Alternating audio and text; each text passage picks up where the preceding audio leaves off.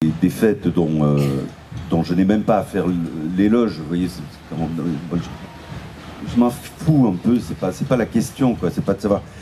Je ne sais pas si je suis pour les fêtes de Bayonne, je sais que j'y vais tous les ans. Ça n'a rien à voir. D'ailleurs, c'est comme si on me demandait de défendre les nuages. Vous voyez, c'est pas. J'aurais des choses à dire d'ailleurs, mais ça n'a pas plus de sens que cela. Il y a, pour vraiment écouter ce que vous dites l'un et l'autre, qui avaient la particularité l'un et l'autre d'avoir été acteurs musicaux l'un et l'autre et de l'être encore dans des fêtes, il y a dans les fêtes. Alors, j'ai pris comme lieu générique de hasard, parce que l'état civil m'a fait naître là, les fêtes de Bayonne, mais enfin c'est très valable de l'intérieur pour les fêtes de Dax, celles de Mont-de-Marsan, Pampelune, un point inimaginable, mais on pourrait, enfin voilà, mais je ne voulais pas faire une anthropologie générale des fêtes, et j'en suis pas capable, au demeurant.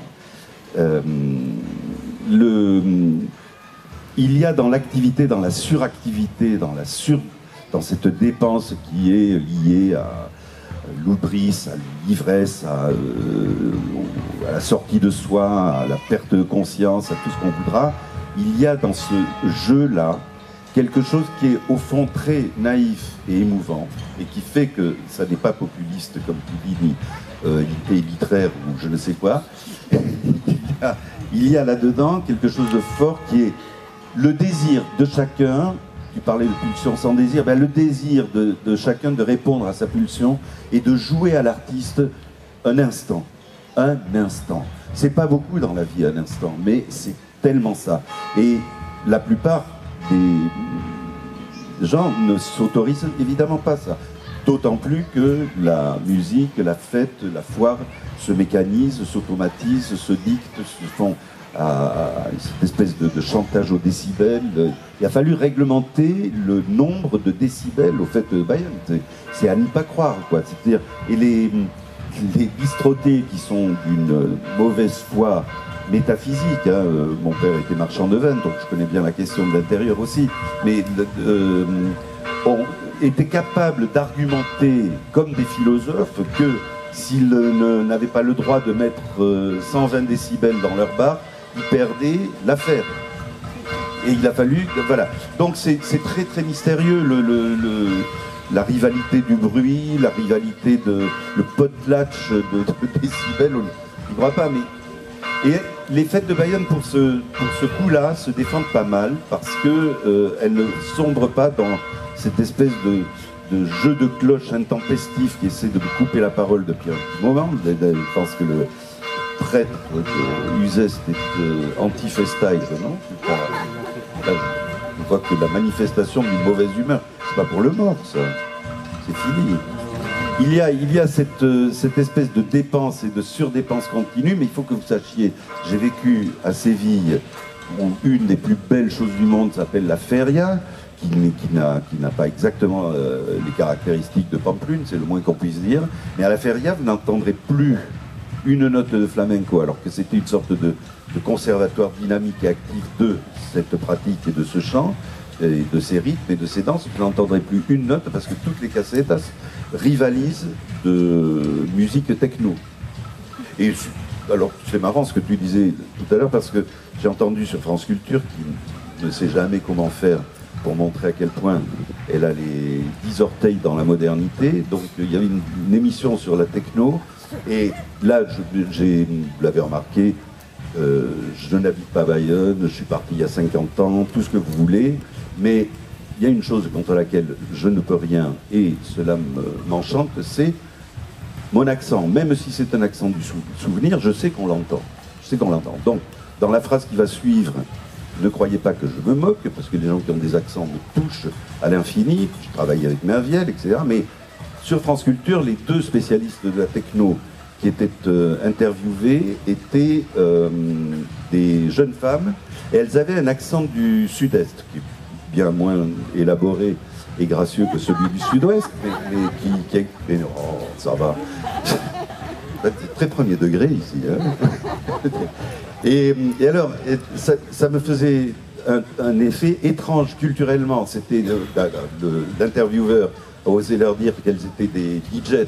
Alors elles se sont récriées en disant non, non, on est des DJ. On est des DJ et parce que cette musique, nous ce qu'on aime dans cette musique, c'est qu'on peut la jouer sans savoir faire de la musique et même sans travailler du tout. Mais elle le disait au premier degré. Toi tu le disais avec un esprit critique et politique et poétique. Moi pas du tout. C'est la ligne même de défense des acteurs de l'intérieur. Hein. Donc, t'as perdu, mon Dieu. Il y a une autre fête qui n'en est pas une, dont je fais mention, et l'éloge, sans éloge, etc. C'est un endroit où je vais tous les ans, depuis que je suis arrivé à Paris en 1962. Et alors là, je peux vous dire, les fêtes de Bayonne, je connais un certain nombre d'esthètes comme moi qui y vont. Mais le lieu que je vais citer, je ne pourrais même pas y amener Pierry Ardonceau. Non, même les yeux bandés, il ne viendrait pas. C'est la Foire du Trône. Ça me passionne. Ça me passionne d'abord parce que l'affiche, depuis 5 ans, est un mensonge total. Il y a des 4 sur 3 à Paris et banlieue pour faire l'éloge de la Foire du Trône, pour dire qu'on peut y aller, etc.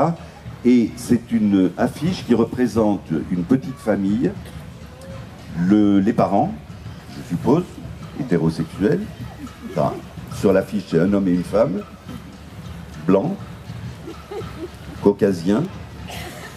Et il y avait deux, je dis il y avait parce que dans la version d'il y a 5 ans, c'est la même photo. Hein. Il y avait 2 enfants, une petite fille et un petit garçon, blond comme les blés. Et puis la petite fille a disparu. Alors je sais pas, il y a les manèges, quelquefois, un vérin qui déconne, goupille qui fout le camp. Enfin, elle est plus sur l'affiche, il y a une sorte de pantin multicolore. Et voilà. Et cette affiche est extraordinairement forte. Si c'était une affiche pour le Front National, on se dirait, ah ben oui, je vois très bien la représentation de la famille française. Vous allez à la Foire du Trône, c'est la plus belle coupe sociologique, ethnologique de la France actuelle, parce que qui fréquente la Foire du Trône? Les couches populaires, les gens des banlieues, les familles, les voilus, les pas voilus, les jeunes filles, les noirs, les bleus, les gris à pois roses, et voilà. Mais c'est pas du tout le petit quatuor propre de l'affiche. Ça m'intéresse déjà au départ. La deuxième chose, c'est que la Foire du Trône, je pense, gastronomiquement, esthétiquement et musicalement, est exactement le programme des temps à venir. Alors je vous dis pas que c'est réjouissant en soi pour nous qui aimons les choses sophistiquées et bombardantes, mais ça sera comme ça visiblement. Donc on ne s'y entend pas, les manèges sont de plus en plus performants parce qu'il suffit d'exercer les forces qu'il faut, c'est les mêmes mécanismes que pour les avions et les grues, et c'est formidable. C'est formidable, il y a maintenant les tout nouveaux manèges, je les essayais toujours, là j'ai passé le temps, il y a des trucs, non, ça m'a l'air quand même visiblement fait pour mettre l'estomac en 8 et ouais, c'est pas... Mais le lieu est très très passionnant parce qu'il est toujours menacé. Et dans les fêtes, il y a ça qui plane aussi, c'est cette menace qui est